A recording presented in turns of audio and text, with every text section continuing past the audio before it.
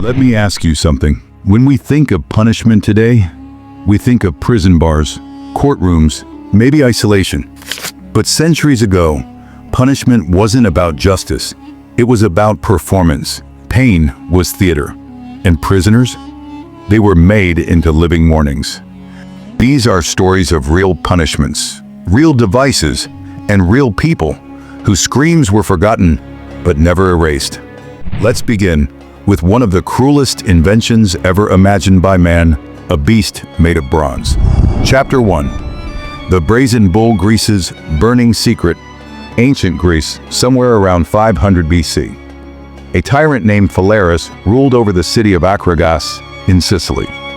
He was feared, but also admired for his sense of order, until he commissioned a metalworker named Perilos to design a new kind of punishment, something worthy of the gods.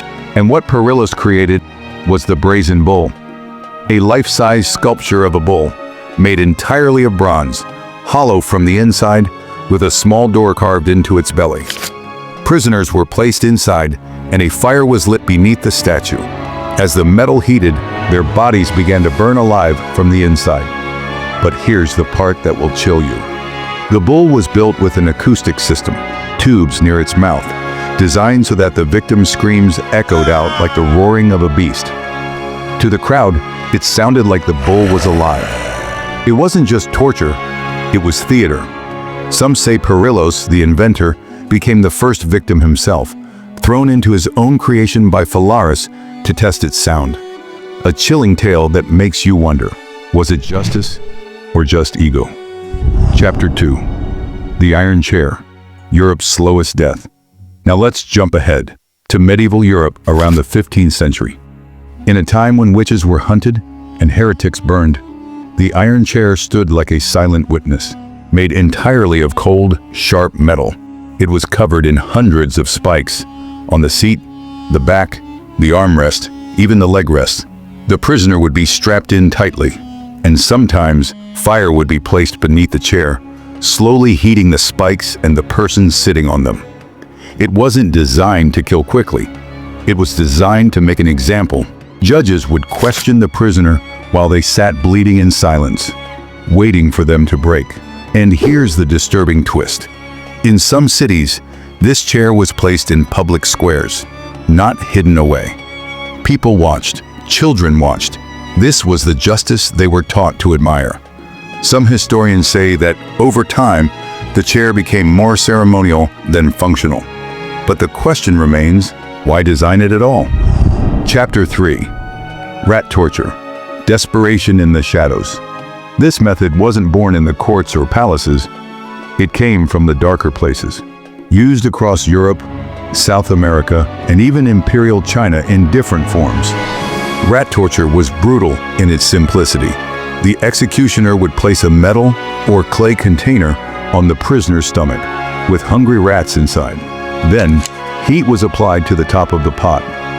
Instinctively, the rats began digging downward through flesh, muscle, and eventually organs to escape the heat.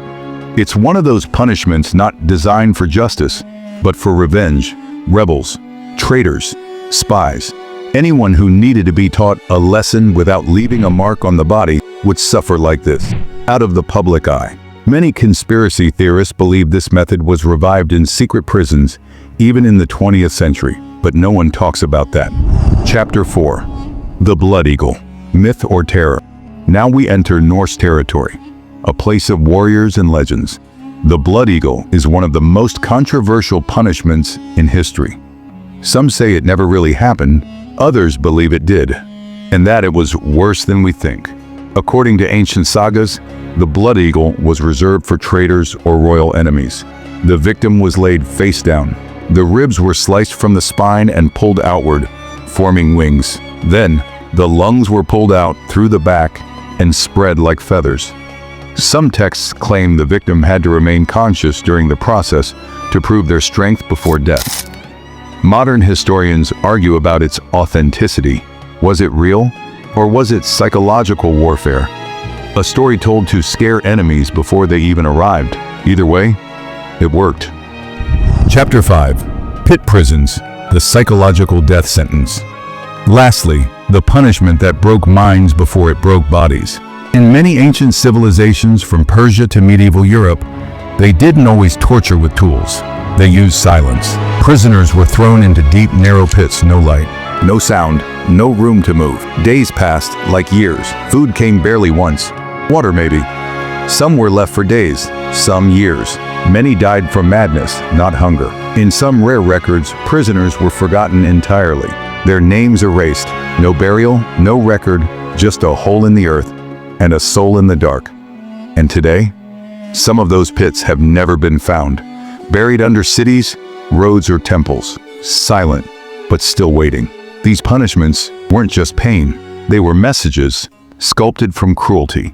A warning to rebels, a threat to outsiders, and maybe just a ritual that fed something darker, older, hidden behind the veil of law. The world has changed, but the question remains: what kind of justice needs pain to be remembered? If this haunted you even a little, you're not alone. Subscribe for more. And remember, the past may be buried, but its shadows are still very much alive.